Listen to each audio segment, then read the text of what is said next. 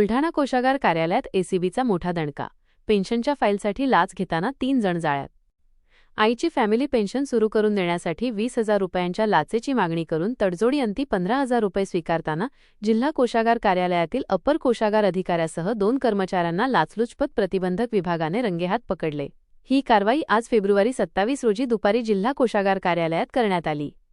या घटनेमुळे शासकीय वर्तुळात मोठी खळबळ उडाली आहे. प्रवीण गोविंदराव मुंढे अपर कोषागार अधिकारी, विनोद अब्बास घट्टे कनिष्ठ लेखापाल आणि जीवन पांडुरंग काळे लिपिक अशी एसीबीच्या जाळ्यात अडकलेल्या लोकसेवकांची नावे आहेत. तक्रारदाराचे वडील पोलीस विभागातून सन 2022 मध्ये सेवानिवृत्त झाले होते. सन 2025 मध्ये त्यांचे निधन झाले. वडिलांच्या निधनानंतर आईच्या नावे फॅमिली पेन्शन सुरू करण्यासाठी तक्रारदार जिल्हा कोषागार कार्यालयात चक्रा मारत होते. हे काम करून देण्यासाठी अपर कोषागार अधिकारी मुंढे, कनिष्ठ लेखापाल घट्टे आणि लिपिक काळे यांनी 20,000 रुपयांच्या लाचेची मागणी केली होती. लाच देण्याची इच्छा नसल्याने तक्रारदाराने एसीबी बुलढाणा विभागाकडे धाव घेऊन तक्रार नोंदवली. एसीबीने फेब्रुवारी 26 रोजी लाचेच्या मागणीची पडताळणी केली.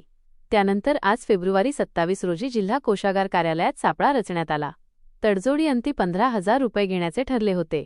अपर कोषागार अधिकारी प्रवीण मुंढे यांच्या दालनातच त्यांच्या समक्ष लिपिक विनोद घट्टे याने तक्रारदाराकडून 15,000 रुपयांची लाच स्वीकारली.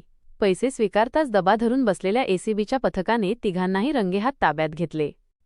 या प्रकरणी तिन्ही आरोपींविरुद्ध भ्रष्टाचार प्रतिबंधक अधिनियम 1988 नुसार गुन्हा दाखल करण्याची प्रक्रिया सुरू आहे.